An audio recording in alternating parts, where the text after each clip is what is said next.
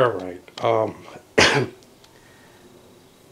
random events face nothing too exciting. Spain has a famine going on, which is going to cut into their income, but of course England can float them cash if need be. The commerce system is interesting. First of all, as we're winnowing away, partially through privateering ships, the winners in this are becoming clearer and clearer in terms of the commerce right now. And that brings out an interesting point. What we had over here, France they have almost no ships. They were able to pay their minimal, you know, not just minimal. They were able to pay to match their size, so they don't lose, or their structure, so they don't lose shipping. But they were beaten out by England, who paid double. And England has a smaller structure than them. So they lost prestige, and the English, of course, gained it. Which, the interesting point is that in most games, EU included, it doesn't hurt you to be a mercantile economy in war. This one actually captures that aspect really, really nicely, which is that, you know, if you're dependent on your mercantile shipping to any degree, and it starts failing, if you start hurting it, it becomes a liability to you. And it's most likely to happen in war when your ships are getting hunted down. It just makes for a really, really interesting factor. Now, the truth of the matter is, that captures England, or Holland, I'm sure. But it doesn't really make a lot of sense for France.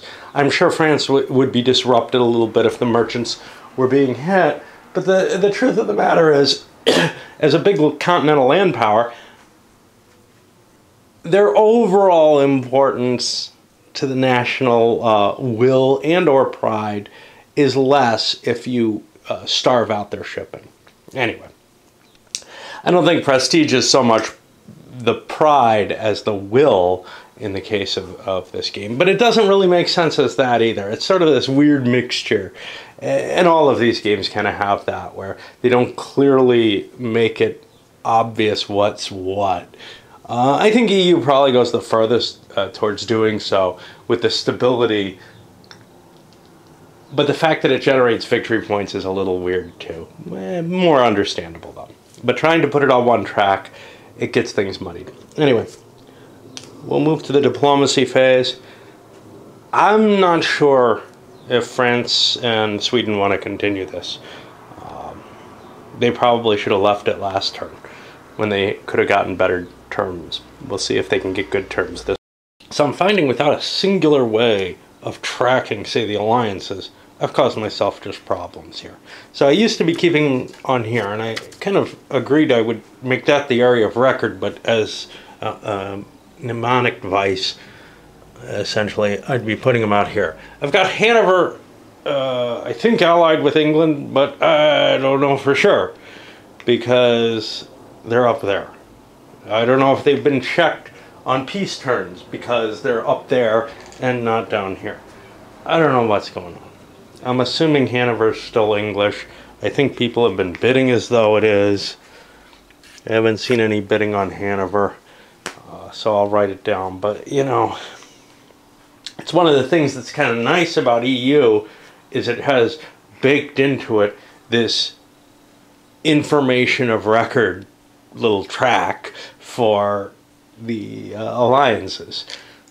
And you know, you're not going to end up with two different places that disagree with each other that you're trying to pay attention to. Here, by not defining it, and by not having a defined sort of singular place for things, it makes it more likely that you'll wander around looking for what works for you. And neither one really works. The written works for some things, having it out there works for others. New in diplomacy. Having come this far, the French do not want to back down. Sweden would kind of like to get out of this war. But performing a separate peace, unless it's a white peace, and Prussia is kind of too interested in gaining Stralsund to allow for that. Basically, that's what Sweden would like to protect, is Stralsund. They can't get an agreement that's going to allow them to back out of this war with status quo. Not status quo in this case. Actually, status quo would give the Prussians the gain of that. But in particular, Prussia may be willing to, the Allies may be willing to offer a status quo alliance, or a status quo treaty here. Because what that would give is Spain the right to annex Champagne, of all things, which is not a good move. And Sweden, a right to, and Prussia a right to annex Sweden, and England a right to annex Quebec. So that all works really well for them because, frankly, the French Swedes have nothing. So they're going to offer this to drive prestige lower? Well, that's the question. They have to agree to that. It's not a bad thing for, say, Prussia and Spain, but England would be giving up its high spot on the prestige marker that they're kind of able to keep in place. So they're a little unhappy about it. However, I believe the alliance is going to offer that. Now I've got to look for peace, which I look first under political phase, and then I look for peace propositions and find the rule for that, which is embedded somewhere completely different. And I had to put the references. So, you know, we got to chase the references. But we're going to offer a status quo peace against England's objections. And let's see if there are any. It's going to be 2 prestige each way if it's refused.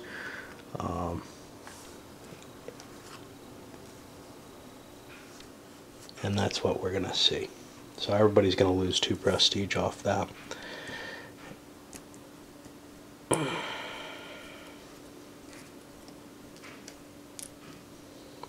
Now, if they had taken it, there would have been, well, status quo would be actually the loss of 1 territory from an alliance. So I don't know if they're willing to offer that.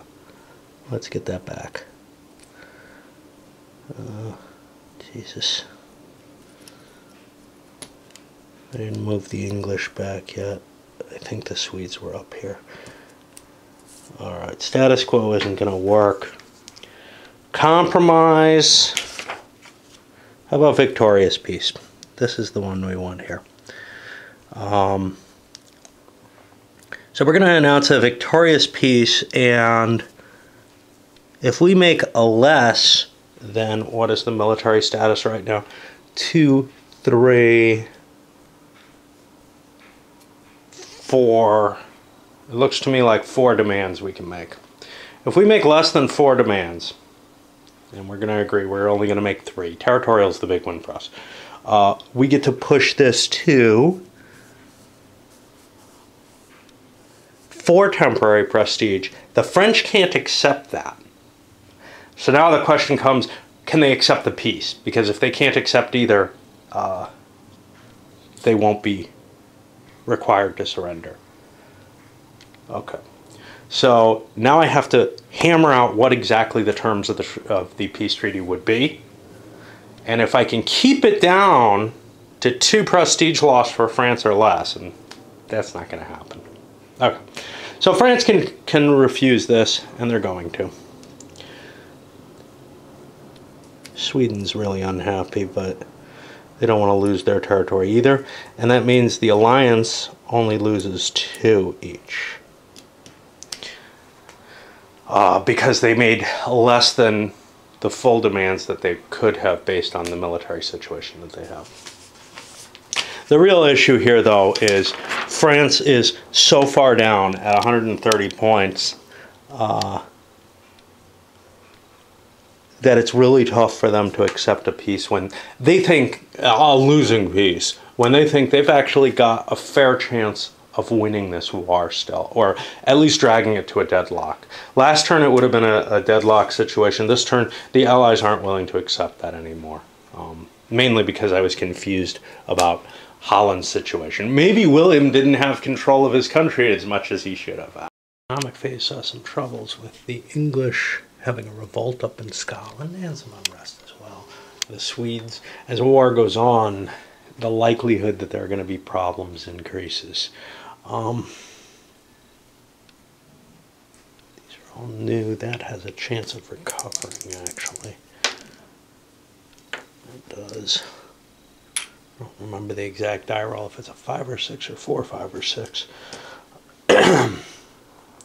But, yeah, the French instituted pensions to get themselves a leader up here.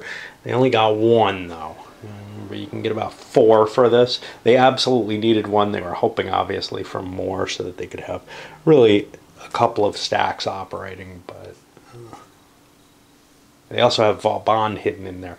Vauban's a weird situation because he has to be tested, essentially, in a combat to flip him over so that you find out you have Vauban, unless you chose him. But they chose Luxembourg as their starting leader to have the good military leader rather than Vauban. And Vauban's a 0 in combat, so you don't really want him in command otherwise. The Russians, interesting. So 95, which is actually next year, is the first year that they're supposed to reform their army. I started doing it this year by accident. I'm not going to reverse that. Essentially, they got 2 more regiments, and then they can convert each turn for $1 each, 1 regiment that's already on the board. And anything new they build, I guess, is converted. So their infantry are turning into real infantry now. I'm not sure. Maybe their mercenaries were supposed to be real infantry always, in which case they pay $3 per. But I've been treating them not, so, you know. Now I have to pay sort of the penalty. And it is really a penalty. Well, right now it's clearly a penalty to raise them up above mercenaries. Had they had mercenaries all along, they wouldn't have to pay to turn them into regular units. But then their army would have been more expensive. They were able to field a huge army at $1 a pop. And that's not an option now. Anything else exciting here? Prussia also got... They have a devastation, so they got less income. Income's been tight. Spain had to seek money from England for this. The Prussians weren't able to build another navy, or attempt to. Other people are playing around with such ideas. All right, on to the military side. We actually had some naval action. The Swedes not wanting to do the invasion, although that would really help relieve pressure here, but they didn't have much in the way of forces, just 1 cav and a couple artillery, not enough to pound its way through the Prussian army by far. Have decided to instead reinforce France. They sailed through, evaded interceptions, and then the Swedish fleet left out and defeated the Spanish fleet, getting themselves some prestige off the matter now. Sweden lost a navy in the battle, but they still won the battle. The English went in their turn to look for the Swedes, and then the Swedes were able to withdraw back into Brittany. Privateering-wise, surprisingly, we have Prussians out in the Caribbean, which they can't be in. Okay, well, they didn't do anything anyway. Yeah, they're not allowed to be in the New World because they don't have any colonies. Well, they don't have a commercial fleet. Until they have a commercial fleet, they can't be out there. It's not by colony. The English managed to take down another French merchant. An Anglo-Spanish army managed to defeat the French in Artois, driving them back. They're down to 1 cav in that force. We found the leader out. He's nothing impressive. Safer than using Louis, though, which would have been an ugly option. The Prussians failed to get their siege off. Prussian army, actually, instead of doing the naval raiding, since the Swedes aren't around, we pulled extra troops here into Stralsund. Now we can dispatch an army towards France through the Holy Roman Empire. It's allowable as a member of the empire. So, it's looking pretty questionable for the French. The Spaniards pulled back, which of course means all this Spanish-controlled territory could be swept up pretty easily, except for the danger of an interception into Gascony. Taking Gascony might be a step too far. That might be a risk there. The French some maneuvering. French and Swedes moving up against the Spanish borderline, whereas the big French army has moved into Paris, retaking that. The English are afraid to try to counter that thing. It's more potent than they are, even though they have the leadership advantage. So it might be a mixed bag there. They don't really want to face it. They feel like the Spaniards have the advantage here and can strike and hit the French, the divided forces there. Not much happening. We're moving. A little bit of weird dancing going on around here. The Spanish are now cut off over here, but I don't know if there's I don't remember any provisions for naval supply, for supply via navies. There's a port here, as on any coastal space. I just don't remember anything of that nature. Otherwise, they're kind of cut off because everything except Roussillon has fallen. Like I said, a weird sort of dance where the Swedes were intercepted by the Spaniards. The French had to get out of there because they were overstacked in terms of total armies at that point, and they couldn't help the Swedes. So they pulled around and moved into Gascony. And now we've got a Spanish army stuck back there. French were unable to come to grips with the English here, and nothing else really changing. One other thing, the English finally marched up and put down the Highland Revolt. They didn't bother to do that earlier, actually. As far as I can tell, the isolated penalty, +3 penalty towards attrition checks, is going to apply if the Spanish stay there. Now, they've got no reason to stay there. They can march up to connect to here or march down into Gascony or whatever. So they're not going to be outside of their line after they move, which is when attrition actually takes place. So it's not an actual big deal. It's just they can still be paid supply, though. It doesn't. They can be completely isolated and paid supply. I think they can't if they're under siege, though. Push into 1695. I had neglected, the French had hit 0, which means they added 10 to their war debt. Now they're at 55 public debt. They're at 55 public debt, not to the war debt. That's getting to be a really ugly position. They're paying 11 out of their base revenue is 24, but you can see they've lost some of that revenue through either controlled areas like Champagne and Roussillon, or through rebellions. I don't see a lot of devastation on their hands. Speaking of which, we have some there. Uh-oh. This one goes away. I'm not so sure about the Prussian one. I have to look that up. It may or may not. I'm mistaken. That was checked back in the economic phase. It's only once a year. Alrighty. So we're set to go into the next. For the 1695 turn, Austria's got inflation, and there's increased demand. Hopefully I'll remember these things. My view with the event chits in general is basically, the way I play, chits are just such a pain in the ass. I'm not going to sweat it too much if I forget to use one or if I forget to invoke one. In fact, with a lot of the rules in this game, I'm just feeling like, you know, I'm going to enjoy it a lot more and have an easier time coping with it if I just try to remember what I can, but don't get too upset if I don't. That's really how I got around to dealing with EU, and probably made up my own game out of it, like I did with, what was it, Twilight of Chaos, or Triumph of Chaos. You know, when when I'm faced with a rule book that I can't really access and draw from well, the only way to enjoy the game, the only way to have any fun for me is to just say fuck it. I keep blowing hot and cold on whether or not countries can enter. This is one of those where I had to look it up. Whether or not a country can enter a war, create a new war in the midst of a current war. Earlier in, I think, one of the last couple of videos, I said, no, it doesn't seem like it's the case. I just looked it up.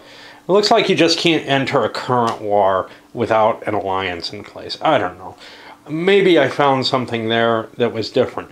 This is particularly important because Turkey was interested in, hey, what if I start taxing my port? Then I could get a trade company eventually. And if I do that, well,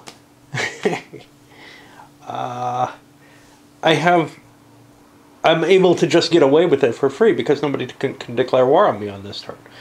Yeah, it doesn't look like that's the case. And now I've got the question of, okay, well, shit, if that's the case, can Poland revoke the Liberum veto in the midst of this war? Now I've got to go look that up. So to some extent, the fuck it all just doesn't really work. I still have to boil down and find some quite a bit of stuff. So Holland was able to come up with enough cash to again do the triple value. This time it's costing them $39 from their company treasury, and they still had money left over. This will be available next turn. That's the 13th one. We had some movement as to where things were because the French were out of the cotton here, so the Dutch went in there. That pulled the English out of the art into there, actually, freeing that up completely for the French. The French got enough money that they could cover their structure, even though they don't have very many ships on the board. They're down 2.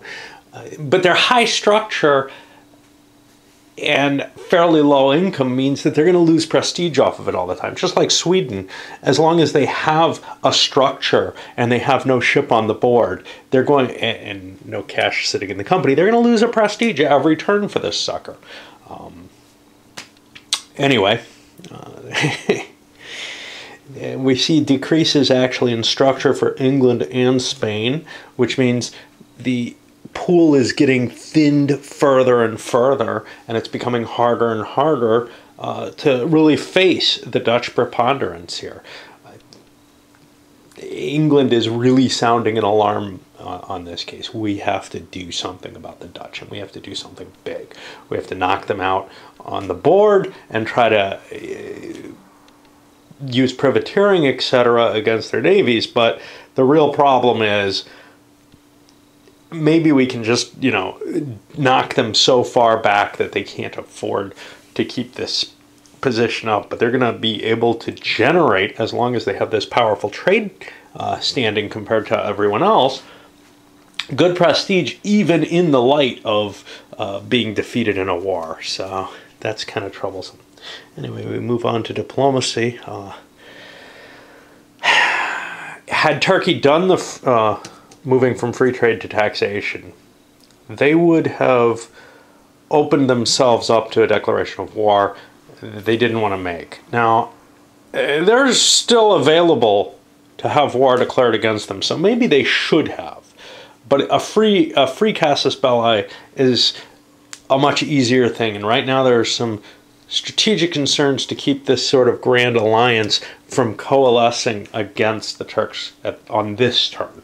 In particular, the inflation in Austria, Russia's desire to grow their army. But if we gave them a free incentive for it, maybe they would move against us.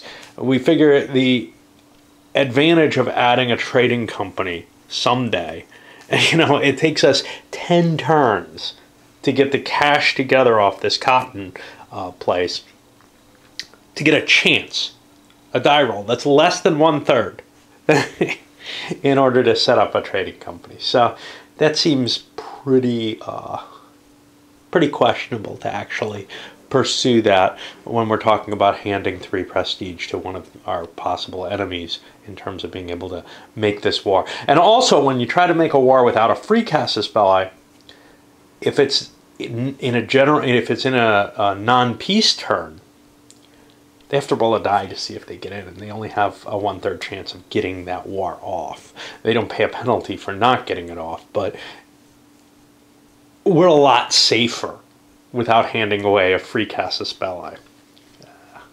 And the advantages are low.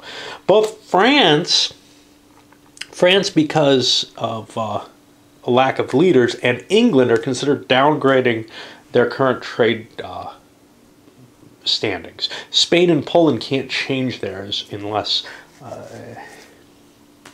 Spain can't unless they're forced to, basically, by a peace agreement. Poland can't without getting rid of the Librum Veto. But France and England are both interested in reducing the severity of theirs. France, get rid of the taxation. Why? Well, we're having trouble getting leaders. If we give land grants, we'll be able to get leaders. Didn't do it this turn. Don't really need a leader terribly, but we'd have liked one.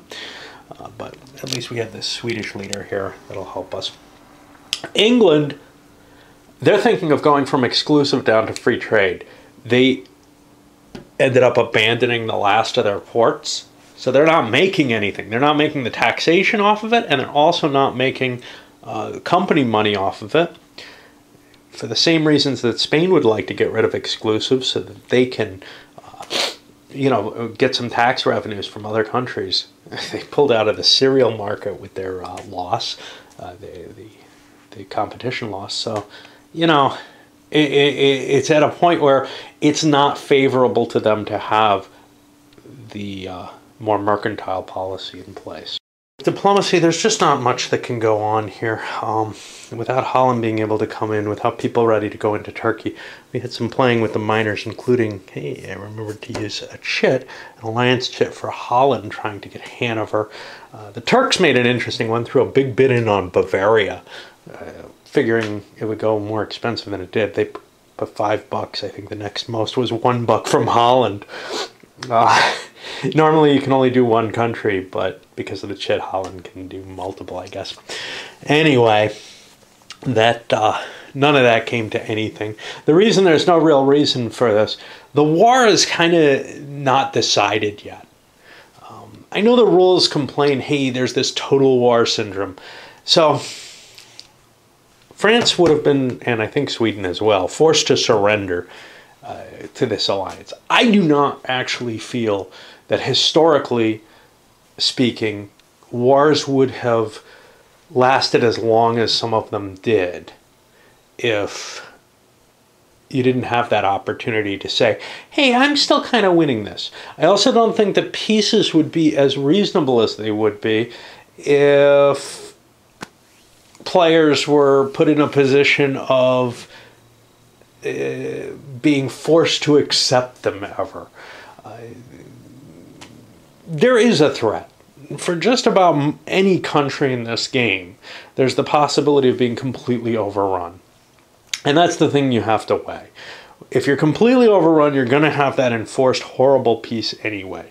So once the war starts going badly, then you negotiate. But at this point, although the war is going badly, France kind of feels, and well, not so much Sweden, they feel like they've gotten dragged into something they just didn't want. This is the war they wanted, but they wanted to go at it with their full strength, not after having been raked over the coals by the Poles and the Russians. So I guess what I'm saying is I'm not in favor of that kind of limitation. Now, if a player said, I ain't going to surrender no matter what unless you take all my territories, well, that could be problematic. I could definitely see that, especially with a country like France with a lot of territories where it would be really hard to actually force a peace with them. Now, if you remember, though, the War of Spanish Succession did not end easily. Both sides wanted a peace at various times. Both the sides thought they had a victorious peace offer that was fair on the table, and the other side walked away. Both sides were economically and politically in trouble at certain times, probably at least in some cases, at the 0 point. So now that wasn't a 30 years war, or, you know, portions of the 100 years war where there was just continuous warfare for a good many years and then a break and then more war. But it certainly, I think, put the countries past the limit of, you know, where they were doing poorly. And this is really, doing poorly is really how you end up with war debt. Because there's no great reason, or with public debt, there's no great reason to take it on otherwise. Unless you need to fund yourself with war debt. But why would you need that? Well, you would need that because all your territory is pretty much taken or in bad straits. Anyway, not much happening in the political phase, so we go to the economics and see what we get there. Even the rich countries are beginning to feel the effects of this war. Holland, for example, serving as the French paymaster, they only, and the Swedes for that matter, they only had about $10 at the beginning of the phase, and they don't have a huge treasury. They ended up funding troops for both sides. The French didn't get all theirs. They had kind of a failure to recruit that lost them 1 unit.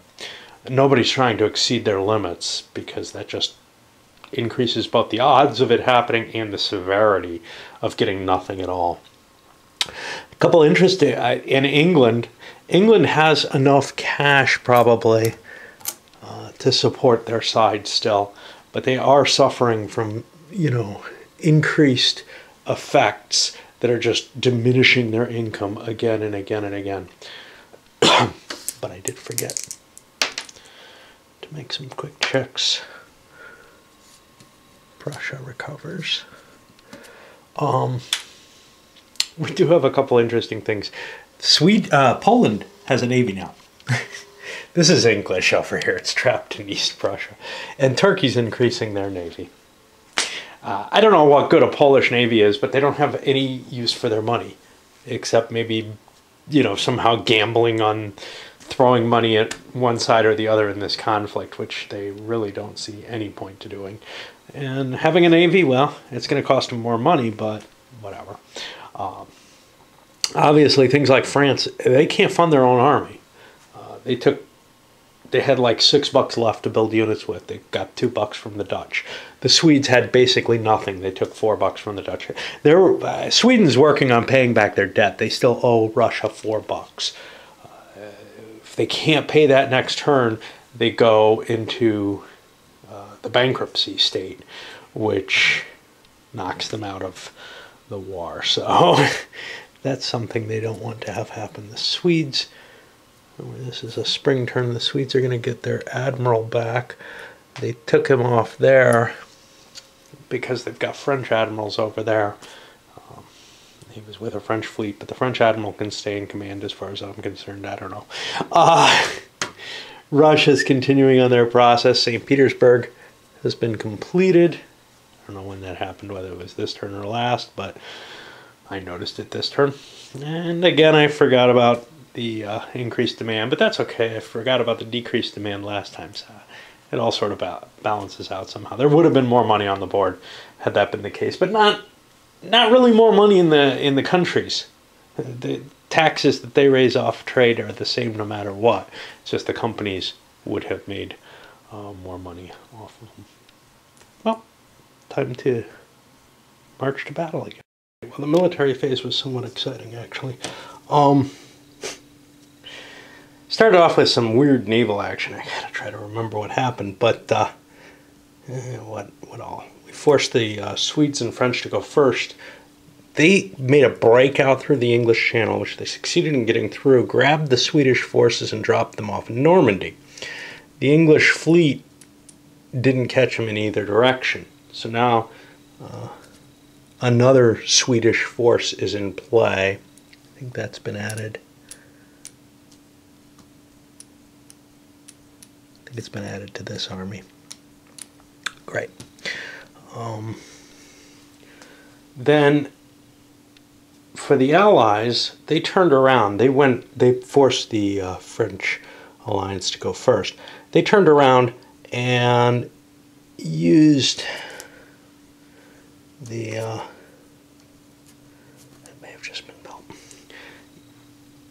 I doubt it, though. I can never remember when to find the flips. They used their fleet to ship some of the English forces into Artois. And you can see we've got a combination now. The English marched, sorry, not in Artois, into Flanders. The English marched out of Artois, were not intercepted, and the Prussians have moved into place. Now they have, you know, a really overwhelming force there, but huge stacks aren't necessarily too advantageous, except that they have more staying power. Which is one reason that those are split into two stacks. Flanders is a normal region, no little asterisks, so I can have two stacks there. They also had the Spanish send their fleets over, and the English have captured New Orleans. So now they have everything except New York over on in North America. Okay, for the land factors, you can see the Swedes marched in and they took Madrid. I actually had a nice combination force, not just Spanish troops. There's a minister that I forgot to roll to gain, so I did it here. They not only gained, they had a couple of units here, but they also used some of their other ships to pull units out of Italy and reinforce. They're finally using their naval power to some good extent, and in fact the Prussians are planning on an invasion of Sweden, but there's a hitch to that. They were planning on that, especially happy when they saw the Swedish army leave. Let's see, the Spanish marched up and tried to free Franche-Comté, and the French turned around and chased them there. We got sieges in Champagne. We had a siege in Artois, which was over immediately, basically. And Magdeburg finally fell. And that's an honors of war situation. So the Swedes go to their nearest location. And that means there's a large Swedish army in Sweden, so the Prussians can't really turn around and provide an invasion there. I actually took land grants. Something I forgot during the actual point when it was supposed to be done, in order to grab myself another leader. Alright, into the fall. Well, I think that's the end for this war. The French made a probe up into Flanders. They got caught by that good English general, destroyed. And then you can see they've slid down, laid siege to Champagne and Artois. The French definitely want out of this war. The Swedes don't want to be in it, even though the Swedes have a lot of Spanish territory. Poor Spain has gotten hammered in what otherwise, the French points aren't as low as they should be.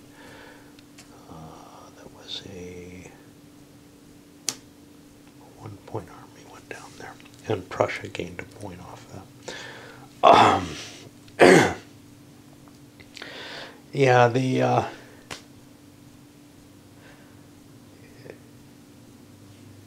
Spain got really hammered here, and for that reason they really have to accept a peace, even though they're not going to get Champagne, which they threw a claim down on. It looks to me like England's going to be the big winner. Prussia is probably going to get Stralsund into their control. What can Spain get? Well, they didn't lose anything. That's the bonus. They're sitting in Alsace, but they can't take Champagne because the siege wasn't successful there. So they're not going to get any territory unless maybe they can make some demand there. They'll probably get something, you know, some sort of consolation prize out of this.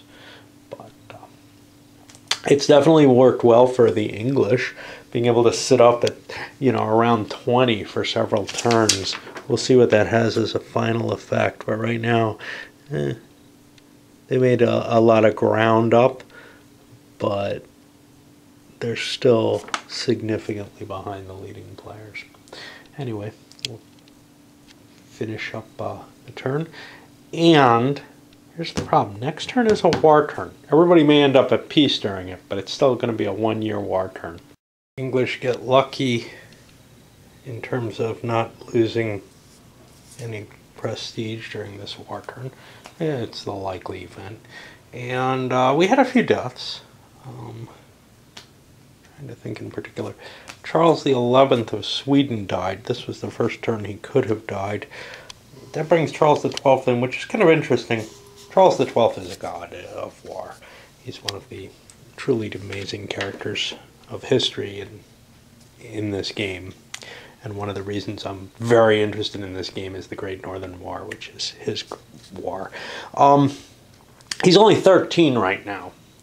Now, he reaches majority in this game, I believe, at 15. Historically, he took over at 17 and was attacked immediately and proved himself an outstanding general.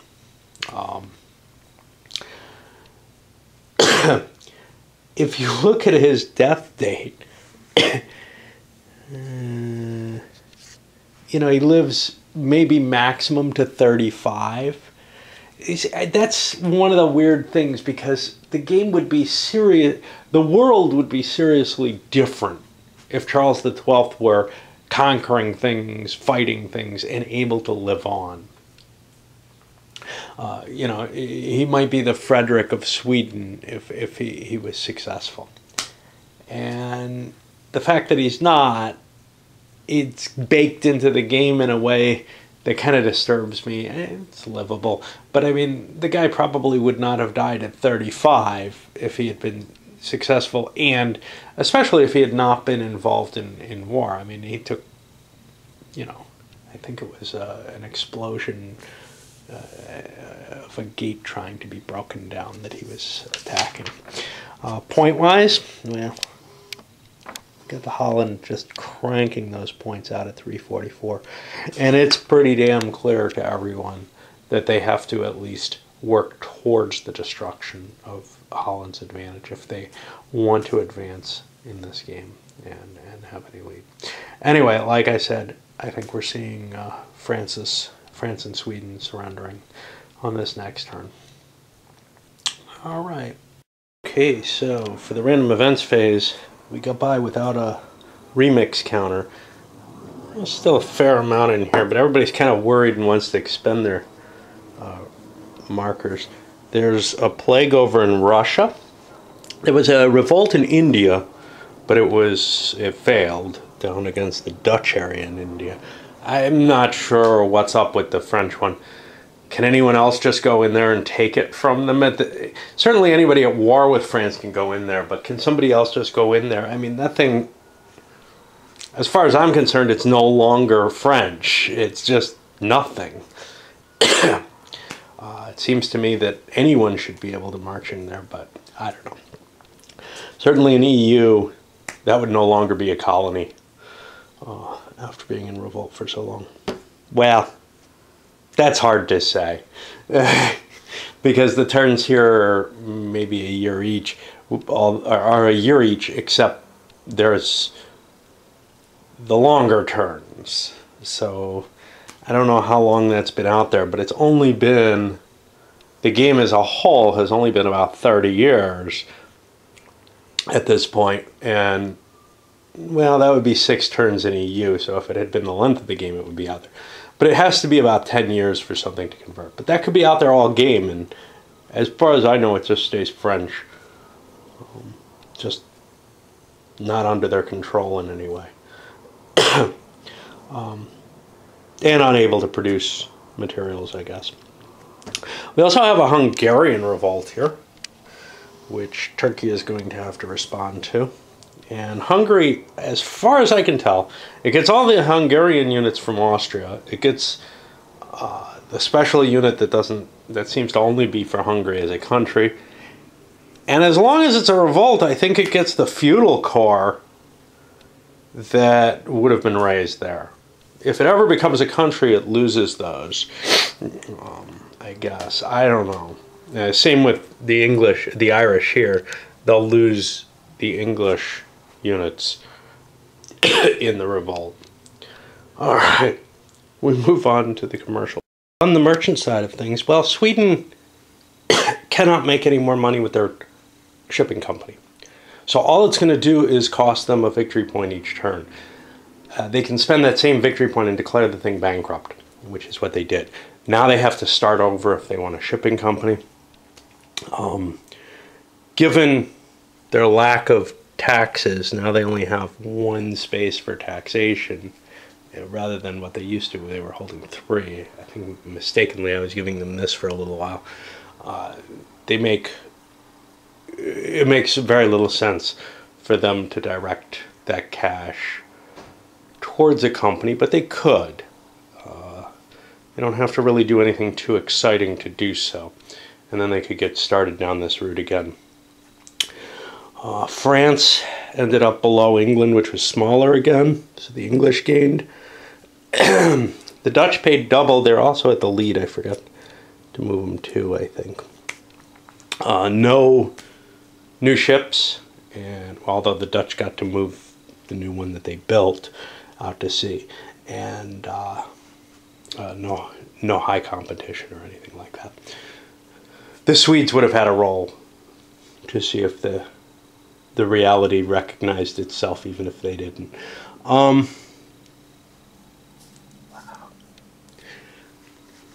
So yeah, you can look and see how thinned out everything is. Now there's a huge stack of French fleets here that are going to be coming back, but right now the markets are just really, really rich for the people who are able to have a lot of ships. So like the Dutch just have all kinds of uncontested stuff here in the Baltic, and then up here they're doing okay. A lot of the exclusionary states have been causing, you can see they cleared out the stuff that they were producing. And some of that was due to competition. The Spaniards lost a couple of ships that they kind of needed. And then on the other side, well, not the other side, the exclusive things just aren't making enough money for the trading companies, which are kind of just scraping by in a lot of cases. Even ones you'd think should be doing well, like England, well, the competitions have driven their size down, so they're just not making that much money. And they can no longer afford to hold these things that are only making a margin of $1 or $2 for the trading company, which means there's no taxes coming in. But on the other hand, free trade doesn't seem to be guaranteeing that people go to less valuable commodity, or not free trade, but tax policy rather than exclusive. Doesn't seem to make any, because it reduces the value of that commodity by 1, which is pretty severe. All right, on to diplomacy, and we got to see what that piece is going to be like. Politically, a surrender is impossible because the French, Swedish own Spanish territories. In fact, when I looked at the peace differential, that's when I first said, uh-oh. Of course, Germans couldn't have surrendered in World War I under those conditions, but I ended up saying, well, it's, half the amount of territories held. Well, the Spanish hold 1, and then I started subtracting off what the French and Swedes have. I'm like, uh-oh, they own more than the Spaniards do. This may be a problem. And indeed, it's worse than I thought. You can't even have a peace if you're sitting... You can't have a surrender if you're sitting on enemy territory. Which leaves us to choices between things like status quo and compromise, both of which are complicated peace situations. I'm not at all convinced the alliance has any real desire to grant one of those. Status quo, well, that one only involves territory, and how much interest do the Swedes have in owning a little piece of Spain?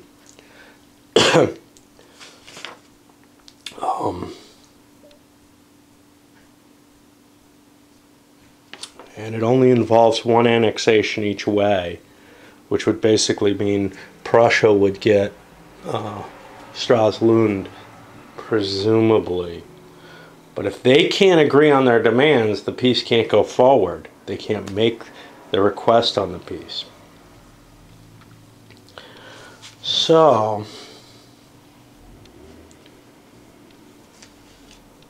yeah, the English don't want out without getting the territories they have. They're going to want a surrender. So now the question is, what do the French want to cost people?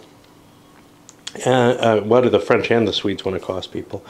And this is just problematic because they just want to surrender. They want out of the war, but the alliance will not accept the offers of peace they're allowed to make. So the question is, do they want to lose 2 or 3 prestige here? They only want to lose 2, so they're going to offer a status quo. And there will be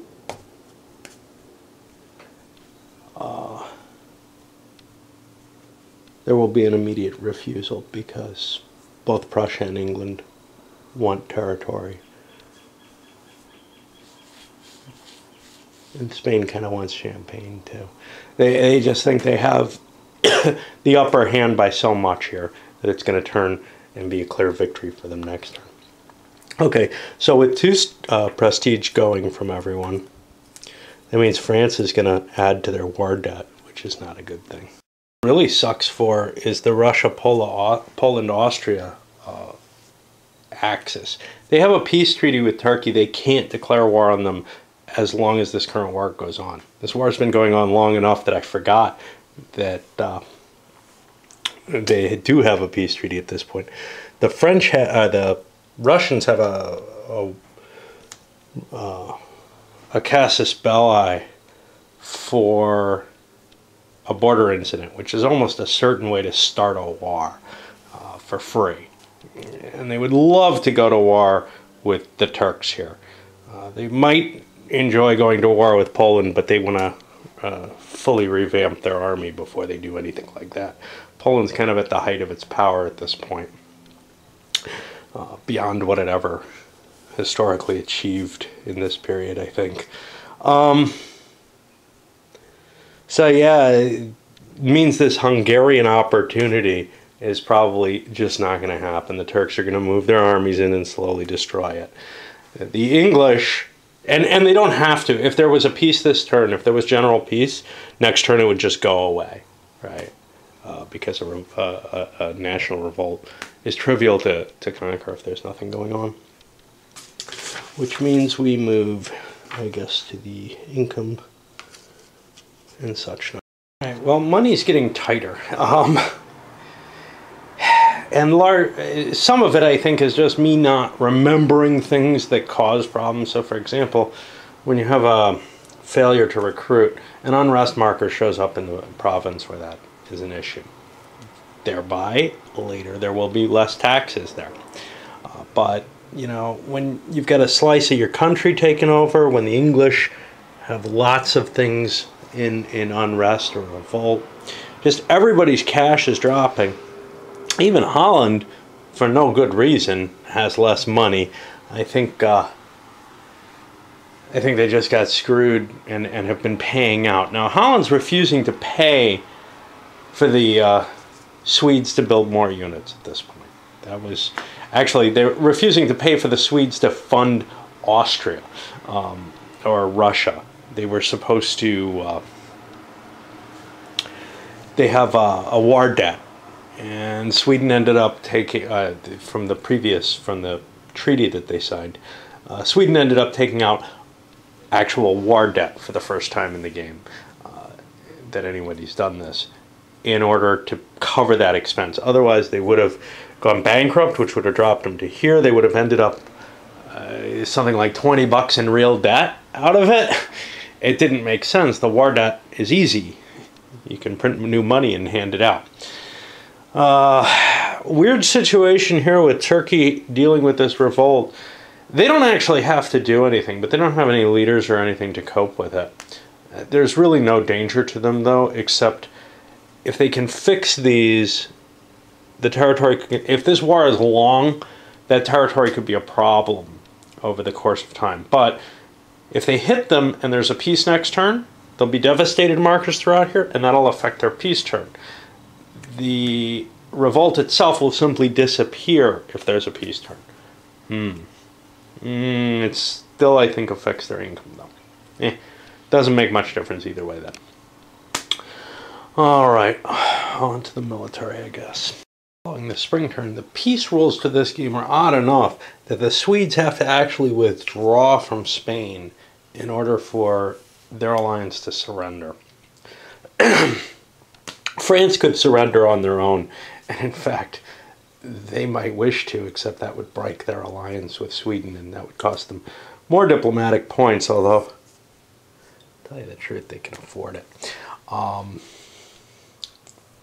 That might also save Sweden, in the sense that Sweden need not actually surrender in a lot of ways. The loss of Stralsund is annoying, and they'd rather not have that faced. And as of right now, the person who's interested in it, Prussia, isn't really terribly able to pursue that goal. If it was just a Sweden versus Prussia war, it might last forever with well, neither of us can really get a grip on the other one.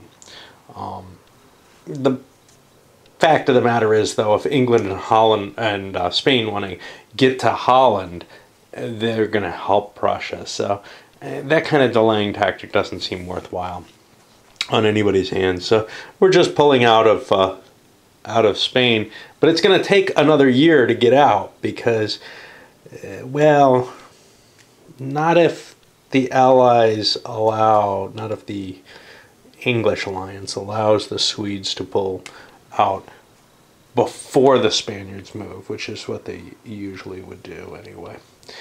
Some possible interceptions here in Paris, but they didn't go through. Franche-Comté has fallen back to the Spaniards. Champagne has been captured by the English.